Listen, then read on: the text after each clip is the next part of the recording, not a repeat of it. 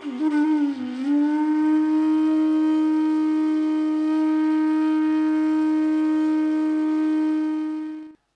મહાપ્રભુજીની એક એક આજ્ઞા, શ્રી મહાપ્રભુજીના એક એક નિર્દેશ શાસ્ત્રાનુકૂળ છે. એકેય શાસ્ત્રના વિરોધ નથી, જેનો આ પ્રત્યક્ષ પ્રમાણ છે વૈષ્ણવો. એટલે શ્રી મહાપ્રભુજી ઉપર પ્રશ્ન ઊભા કરતા પહેલા, શ્રી આચાર્ય ચરણ ઉપર જો કોઈ પ્રશ્ન ઊભા કરતા હોય, એ પ્રશ્ન ઊભા કરતા પહેલા લોકોએ શાસ્ત્ર ભણી લેવું જોઈએ. કારણ કે આચાર્ય ચરણની જે વાણી છે, આચાર્ય ચરણની જે આજ્ઞા છે, એ વેદાહ કૃષ્ણ વાક્યાની વ્યાસ સૂત્રાણી ચૈવહી સમાધિ ભાષા વ્યાસસ્ય પ્રમાણમ તચ્ચતુષ્ટય. આપની વાણી વેદાધારિત, શાસ્ત્રાધારિક, બ્રહ્મસૂત્રાધારિક અને ગીતાધારિક અને ભાગવતાધારિત છે.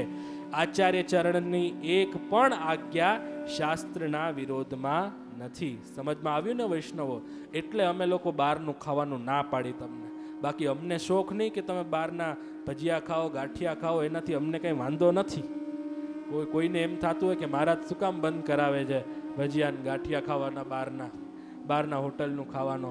પરંતુ કારણ કે શાસ્ત્ર એ નિર્દેશ કરે છે, શ્રી આચાર્ય ચરણ આપણને એ નિર્દેશ કરે છે કે અસમર્પિત વસ્તુનું ભક્ષણ કરવું જોઈએ નહીં.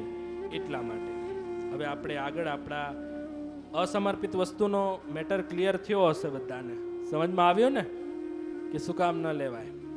હવે આપણે 5મા શ્લોક તરફ પ્રયાણ કરીએ એ પહેલા એક વસ્તુ સમજી લેવી બહુ જરૂરી છે. પાછી એક વસ્તુ સમજી લેવી બહુ જરૂરી છે વૈષ્ણવો. આપણે આગળ ચાલીએ પહેલા કે ઘણા જણાને એમ હોય કે સમર્પણ કરીએ એ બધું વસ્તુ ચાલે.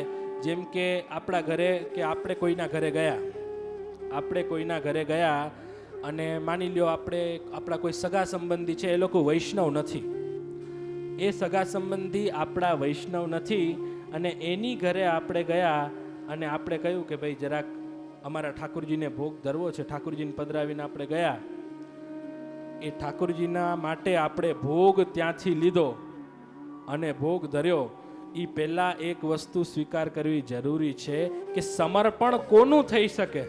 સમર્પણનું તો આપણે વાત સાંભળી કે ભાઈ જેમ એક દાસ પ્રભુને પોતાના સ્વામીને સમર્પિત કરે અને પછી લે મહાપ્રસાદ રૂપમાં, એ રીતે. પણ એક વસ્તુ સમજી લેવી જરૂરી છે કે સમર્પણ કોનું થઈ શકે. પાછું સમર્પણ કોનું થઈ શકે તો આગળ આજ્ઞા કરે છે નિવેદિભિઃ સમર્પ્યૈવ, કે જેનું નિવેદન થયું હોય એનું જ સમર્પણ થઈ શકે. જેનું નિવેદન નથી થયું એનું સમર્પણ નહીં થઈ શકે. દાખલા તરીકે તમારા ઘરે તમે જે રહ્યો છો એ તમે પ્રભુને નિવેદિત તો થયા છો ને, ત્યારે ભોગ ધરી શકો છો ને. તમે સમર્પણ ક્યારે કરી શકો છો? જ્યારે તમે પોતે પહેલા નિવેદિત છો, પોતે પહેલા ગોવિંદની પ્રજા છો, પોતે પહેલા કૃષ્ણના છો. જો આપણે પોતે કૃષ્ણના હોય તો આપણે કૃષ્ણને કાંઈ પુષ્ટિમાર્ગીય રીતે અર્પણ કરી શકીએ. જો આપણે જ કૃષ્ણના ન હોય તો કૃષ્ણ આપણું અર્પણ સ્વીકાર, પુષ્ટિમાર્ગીય કૃષ્ણ તો આપણું અર્પણ સ્વીકાર કરે નહીં. મર્યાદા માર્ગમાં ભલે નૈવેદ્યના રૂપમાં ઘણી જગ્યાએ જ્યાં કૃષ્ણની મર્યાદા રૂપમાં સેવા થાય છે ત્યાં ઠાકોરજીને નૈવેદ્ય ધરે છે, બરાબર ને? તો એ નૈવેદ્યને પ્રભુ ગ્રહણ કરે છે. જે પુષ્ટિમાં મર્યાદા સ્વરૂપે જ્યાં ઠાકોરજીની સેવા થાય છે ત્યાં ઠાકોરજી એ નૈવેદ્યને પણ ગ્રહણ કરે છે. પણ પુષ્ટિમાર્ગીય કૃષ્ણ છે, પુષ્ટિમાર્ગમાં કોઈ મંત્રથી ભોગ ધરવામાં આવતો નથી, આપણે કાનીથી ભોગ ધરવામાં આવે છે. આપણા માટે મંત્ર શું છે? મહાપ્રભુજી ગુસાઈજીની કાની. આ કાનીનો વિધાન છે ને આ બહુ મહત્વપૂર્ણ છે. અને આ આપણો દૈન્ય ભાવ બતાવે છે. આ આપણો કેવો દૈન્ય ભાવ બતાવે છે કે જીવ પ્રભુને નિવેદિત થઈ ગયો છે, પ્રભુને સમર્પણ પણ કરી રહ્યો છે, છતાં પણ અહીંયા ઓલી જ વાત આવી જશે, દાતા બળો કે દાન. આચાર્ય ચરણ વિના આપણે કાંઈ જ નથી, શ્રી મહાપ્રભુજી વિના આપણે કાંઈ જ નથી. એ દીનતા દેખાડવા માટે આપણે ઠાકોરજીને જ્યારે ભોગ ધરીએ છીએ, અલગ અલગ સમયના અલગ અલગ પ્રકારો હોય છે ને અલગ અલગ ઘરોની રીત હોય છે, પણ મૂળતઃ નંદરાયજી, યશોદાજી, પછી કોની કાની થાય છે? શ્રી મહાપ્રભુજી ગુસાઈજીની કાની થાય છે. કે એમના થકી એમની કાનીથી, કારણ કે એના સંપ્રદાયમાં અમે છીએ. શ્રી મહાપ્રભુજીએ અને મહાપ્રભુજી વતી અમે લોકો, મહાપ્રભુજી વતી અમે લોકોએ તમારો હાથ શ્રી ઠાકુરજીને પકડાવ્યો છે. એટલે પ્રભુને આપણે એ વિનંતી કરીએ છીએ કે મહાપ્રભુજી થકી હું આ સંપ્રદાયમાં આવ્યો છું, તો મહાપ્રભુજીએ કૃપા કરીને મને આ સેવાનો અધિકાર આપ્યો છે, તો એમની કાનીથી આપ સુખપૂર્વક આનંદપૂર્વક ભોગ અરોગો. તો આ જે કાની છે ને વૈષ્ણવો, આ દૈન્યતાનો પ્રતીક છે. ઘણા જણાને શું હોય, દૈન્યતા વહી જાય. સેવા દૈન્યતાથી કરવાની છે, પોતાની અંદર નિસ્સાધનના ભાવને સ્થાપિત કરીને કરવાની છે. ઘણા જણા સેવા કરતા હોય ને બીજા બે વૈષ્ણવ ન કરતા હોય એટલે બીજાને તો હીન જ માને કે આ તો કઈ છે જ નહીં, હું સેવા કરું છું, હું જ બહુ મોટું છું. જેમ મેં કાલે આપણે ચર્ચા થઈ ને, તિલક વધતું જાય ધીરે ધીરે. જેમ સેવા કરતો હોય અને જેમ સેવા કરવાના સમય વધારે થતો જાય એમ એનું તિલક મોટું થતું જાય, પાછું ભગવદી થતા જાય મોટા. હવે એ ભગવદી ભલે થાય એમાં અમને કોઈ વાંધો નથી, પણ બીજા વૈષ્ણવને હીન માનવા, વૈષ્ણવમાં ભેદ કરવા, આ પુષ્ટિ ભક્તિ માર્ગની અંદર આ વાતનો અંત આવવો જોઈએ કે મર્યાદી એટલે ઊંચા, આ બીજા વૈષ્ણવ નીચા. હવે આ તમે ગણિત ક્યાંથી લઈ આવ્યા? વૈષ્ણવ એટલે વૈષ્ણવ હોય. વલ્લભી સૃષ્ટિ સમાજ સંગ મિલ જીવન કો ફલ પાઈએ. એમાંય કેટેગરી, ચાલો બે કેટેગરી તો છે. એક ભગવાન એટલે સાક્ષાત પૂર્ણ પુરુષોત્તમ અને બીજા ગુરુ કે જે ગુરુના આપણે અનુયાયી છીએ. મર્યાદી કોઈ દિવસ પોતે કહે નહીં એમો કે અમે ઊંચા છીએ, જ્યાં સુધી હું માનું છું. પણ બીજા લોકો જે પંપ ભરવાવાળા, હવા ભરવાવાળા હોય ને, એ એને ઉપર ચડા.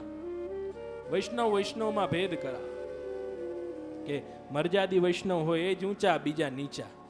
વૈષ્ણવો એટલી તો આપણે દૈન્યતા રાખો કે આપણા આચાર્ય જે છે એ આપણા આચાર્યો કેટલી દૈન્યતા રાખે છે. અરે આપણે શું મર્યાદી હોય, આપણે શું મર્યાદી હોય, કેવા કેવા વૈષ્ણવ થઈ ગયા, કેવું જીવન જીવી ગયા, છતાં એ પોતે દાસભાવ રાખતા ને આપણાથી માંડ થોડું ઘણું થતું હોય અને કોઈ આપણને હવા ભરીને હવામાં ઉડાડી દે કે આ મોટા વૈષ્ણવ ને આ મોટા મર્યાદી. વૈષ્ણવો મર્યાદી હોવું એ સારું છે. તમે મર્યાદામાં રહ્યો. હું કહું કે ખાલી મર્યાદીને નહીં, બધા વૈષ્ણવોએ મર્યાદી હોવું જોઈએ. લ્યો, પેલા તો મર્યાદી શબ્દ જ નથી, મર્યાદી શબ્દ છે. અને હું તો બહુ પ્રસન્ન થાઉં કે એ મર્યાદી બધા મેંઢમાં રહેતા હોય, ઠાકોરજીની સેવા કરતા હોય, પુષ્ટિ માર્ગનો વેશ છે, ધોતી બંડી ધારણ કરતા હોય. પણ એનો મતલબ એમ નથી કે બીજા બધા વૈષ્ણવો જે નથી કરી શકતા બિચારા દુર્ભાગ્યવશ એ હીન છે. વૈષ્ણવ બધા સમાન છે.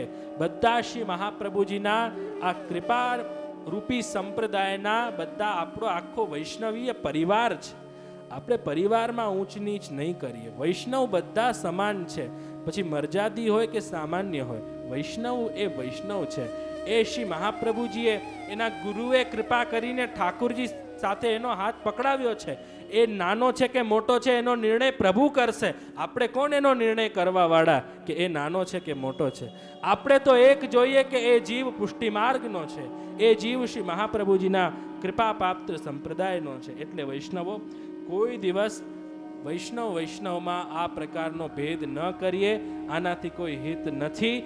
અપરસ રાખો, મર્યાદ રાખો, ખૂબ આનંદથી રાખો, પણ એવી ન રાખો કે બીજો તમારાથી આગો ભાગી જાય, તમારા બાળકો તમારાથી દૂર ભાગી જાય, તમારા યુવાનો તમારાથી દૂર ભાગી જાય. આમાં માર્ગનું હિત નથી. માર્ગનું આપણે હિત જો વિચારીએ છીએ તો આપણે આપણા બાળકોને, આપણા યુવાનોને સાચા સંસ્કારોથી સિંચિત કરવા પડશે. ઠાકુરજીના નિકટ એમને કરવા પડશે, ગુરુના નિકટ એમને કરવા પડશે. એ ઠાકુરજી અને ગુરુના નૈકટ્યથી જ એની અંદર ભગવદ ભાવ સ્થિર થશે. આપણે બધાને દૂર દૂર કરતા જશું તો આપણા માર્ગથી પણ બધા દૂર દૂર જતા જશે. એમાં કંઈ વાંધો નહીં આવે. આપણો તો યશોગાન થશે કે ઓહો બહુ મોટા મેંઢવાળા બધાને દૂર કરે, કોઈ બાજુમાં ન ચડી શકે.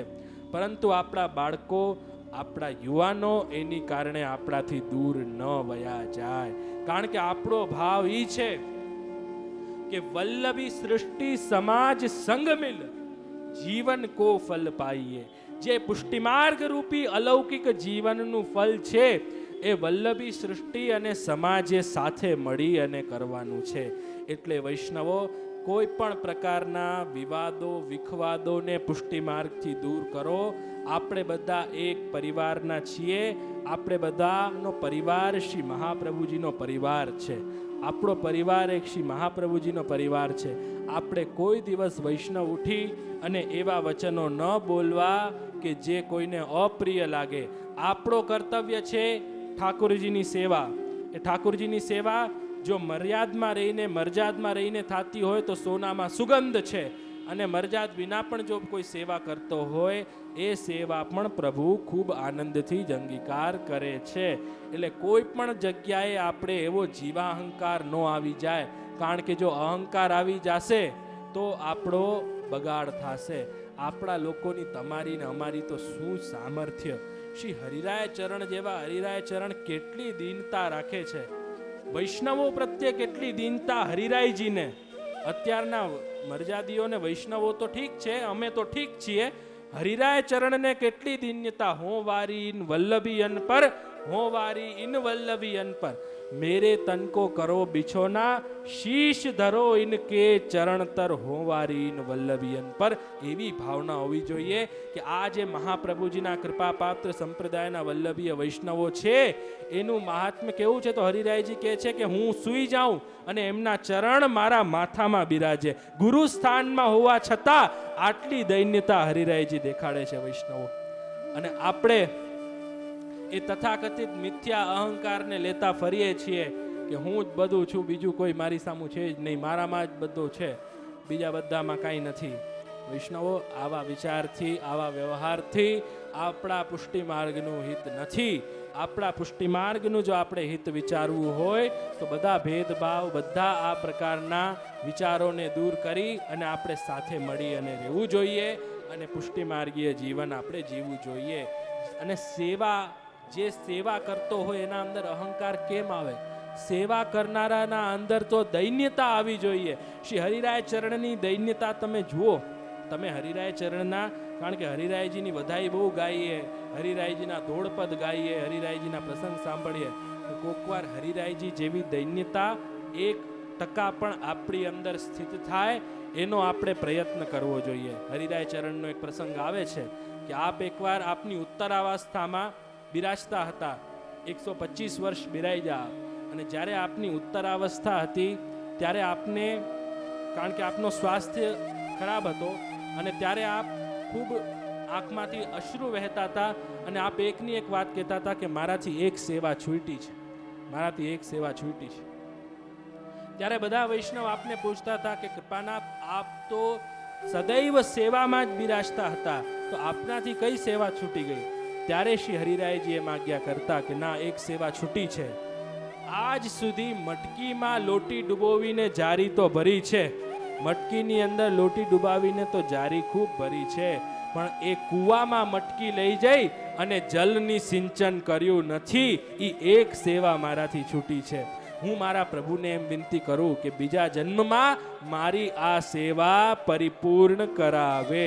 એટલે વૈષ્ણવો, કોઈ પણ સેવા નાની કે મોટી હોતી નથી. ઘણા જણા કે મંદિરમાં સોહનીની સેવા હોય, એ સોહની નહીં, અમે તો માલાજીની સેવા કરીએ. અમે આ સેવા કરાય નહીં, અમે માલાજીની સેવા કરીએ, અમે ભંડારની સેવા કરીએ, અમે આ સેવા કરાય. અરે, સેવા જે મળે, જેટલી મળે એટલી ભગવત કૃપા માની અને આપણે કરવી જોઈએ. મુખની સેવા મળે એ સૌભાગ્ય છે, પણ પેલા ચરણની સેવા કરશો ને, પેલા ભૂમિની સેવા કરશો ને, ત્યારે પ્રભુ ક્યાંક કૃપા કરી અને પોતાના હૃદયમાં, પોતાના શ્રીઅંગની સેવામાં સ્થાન આપશે. પરબારા કઈ ઠાકોરજી તમારે એમ પોતાના હૃદયમાં તમને નહીં લઈ લે. પેલા ચરણારવિંદનો સ્પર્શ કરો, પછી જ તમને એવી કૃપા કરે કે પ્રભુના શ્રીઅંગની સેવા મળે. એટલે વૈષ્ણવો, આ અનુગ્રહનો માર્ગ છે, આ કૃપાનો માર્ગ છે. આ માર્ગની અંદર કોઈ પણ પ્રકારનો અત્યારે જે અમુક ટકા વર્ગ જેવા વિચારોને ફેલાવે છે, જડતાના, પુષ્ટિ માર્ગની અંદર પ્રાકારિક રૂપે કોઈ પણ પ્રકારની જડતા નથી. એટલે આ ચતુર્થ શ્લોકના સત્સંગ કર્યા પછી આપણે પાંચમા શ્લોક તરફ અગ્રસર થઈએ.